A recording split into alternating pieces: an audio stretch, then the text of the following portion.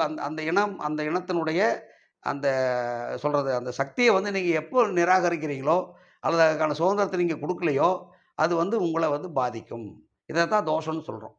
அதனால பைரவ தோஷம் அப்படிங்கிறது எங்கிருந்தோ வர்றது கிடையாது. பைரவ தோஷம், பைரவி தோஷம் அதை விட ரொம்ப சிறந்தது. ஏன்னா, அது தன்னுடைய கர்ப்பத்திலே குட்டிகள வளர்த்து ஒரு தடவ போட்டோம்னா, அந்த ஜென்ம தோஷம் நிவர்த்தி ஆயிரும். அது வந்து மனிதர்களோட சேரலாம், தப்பே கிடையாது. ஆனால் நாய்கள வந்து அவுத்து விட்டு வளங்க. சாப்பாடு போடுங்க. வாசலுக்கு உள்ள விட்றாதீங்க. உள்ள விட்டா மகாலட்சுமி வெளியில போயிருவா. மகாலட்சுமிங்கிறது என்ன? அருமையான, சுதந்திரமான, ஆரோக்கியமான வாழ்க்கை. அந்த வாழ்க்கை வாழணும்னா, பைரவர் வெளிய தான் இருக்கணும். அந்த பைரவர வெளிய வச்சுங்க. நீங்க கொண்டாடுங்க.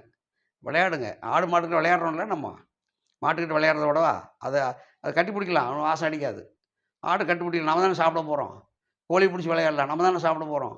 ஆனா பூனையும், நாயும் நம்ம அப்படி வளர்க்க முடியாது. அப்படி வளர்த்தீங்கன்னா, நம்முடைய அந்த இயலாமை சொல்றோம்ல, நம்ம மத்தவங்களோட பழகுறது, நம்ம கணவனோட காட்டுற அன்பு, குழந்தைகளோட காட்டுற அன்பு, இதெல்லாம் போயி மிருகத்தோட அன்பு வந்தோனே, மனித சக்தி வந்து அந்த பைரவ சக்தியா மாறிரும். நாய் புத்தின்னு சொல்றாங்கல்ல, அது வந்துரும். கொஞ்சம் சொல்றது கொஞ்சம் கேட்கும்போது உங்களுக்கு கொஞ்சம் கஷ்டமா கூட இருக்கலாம். நாய் புத்தி வந்துட்டா என்ன பண்ணும்? எந்நேரம் கடிச்சுக்கிட்டே இருப்பாங்க.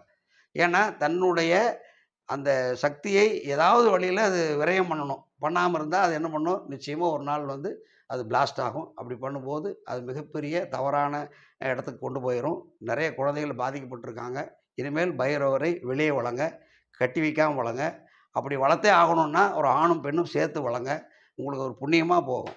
ரொம்ப நன்றி. இது வந்து கொஞ்சம் கொஞ்சம் காட்டமான விஷயமா இருந்தா கூட, இது ரொம்ப ரொம்ப தேவையான ஒரு விஷயம்.